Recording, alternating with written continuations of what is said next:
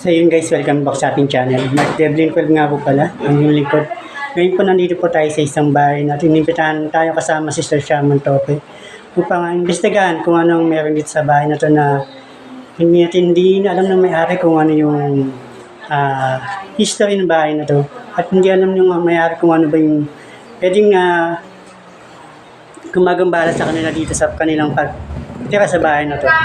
Guys, ayun guys, ngayon nag-set up tayo ng isang mga gamit natin. Ayan, yung ghost ball natin. At saka yun, yung i-wheels natin. Ngayon guys, titignan natin ngayon kung may makikita tayo at may maririnig tayo ngayon dito sa lugar na sa bahay na to.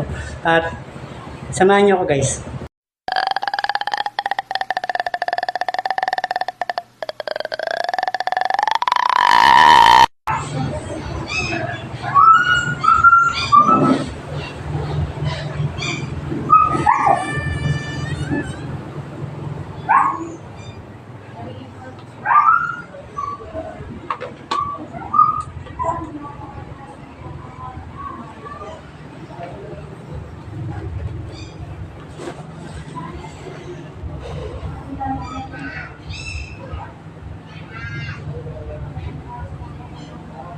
May naninirahan ba sa bahay na to? Kung meron, maaari mo bang pagalawin yung ghost ball na yung pailawin mo?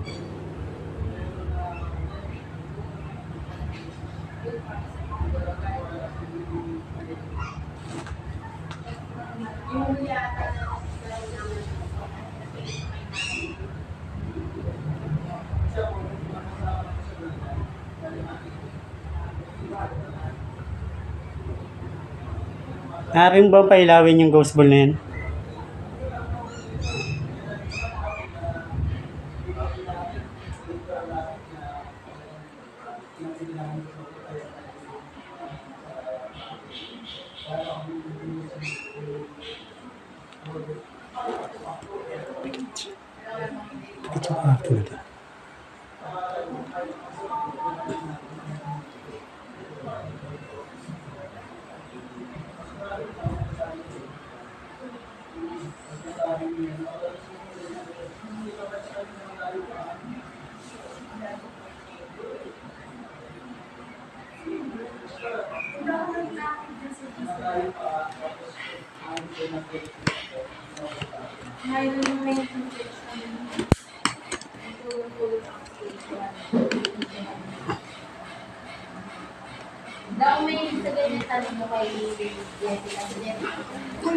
Mali guys, itong lugar na to guys.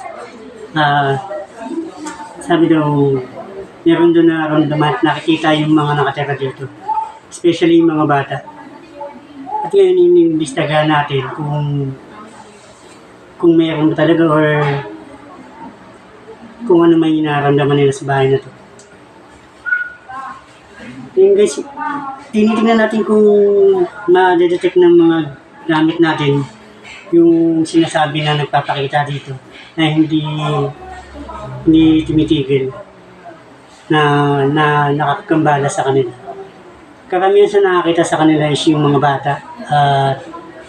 Ayun, humingi sila ng kaunting tulong kay sa shaman at tayo na imbitahan din ni sa shaman para may sama sa ganitong klase ng pag-ghost-an. At yun guys, itong kwarto na to, kumpara doon sa kabila, mag-amping pakiramdam ko sa kabila. Pakiramdam ko lang to guys. Pero hindi ko naman sinasabi na paranormal kagad. Kumbaga mag-amping pakiramdam ko sa kabila. Pero pagdating ko dito sa kabilang kwarto na to, dito na bumigit yung pakiramdam ko. Na halos hindi ako makaina. So, ayun guys. Base lang yun sa pakiramdam ko. At hindi ko naman sinasabi na legit o totoo yung nararamdaman ko na kung paranormal ba talaga.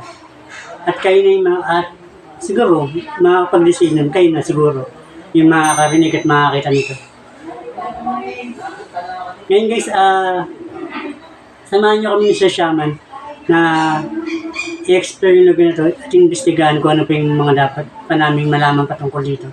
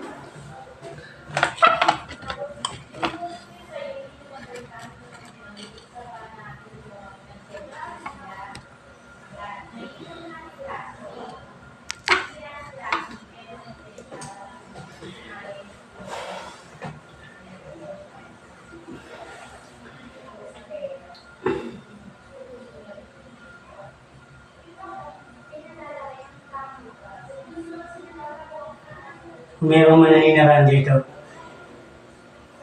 hindi imbitahan kita na hawakan yung ghost ball. Pwede mo kunin yung energy niyan para malaman ko na dito ka.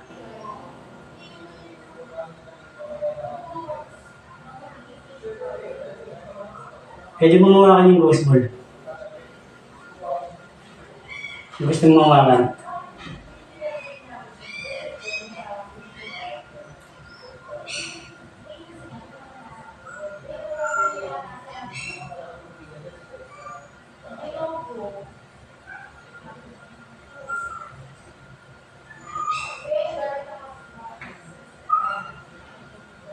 Ayun guys. Pagisan ako dito. Kung makakuha na kung may narinig sa cellphone, sa video yung footsteps dito. Footsteps lang pero hindi ko naman sinasabi na paranormal siya. Pero may footsteps ako narinig. At sa kabilang kwarto naman may shadow naman ako naninag. So, hindi ko sinasabi na paranormal but yun ang base lamang sa experience ko dito na naramdaman. Nakita niyo, pause na pause ako guys. Hindi sa dahil sa init. Kinakabahan ako.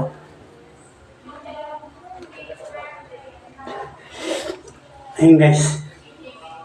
First time kong gawin to dito sa isang bahay na hindi ko alam kung saan to banda.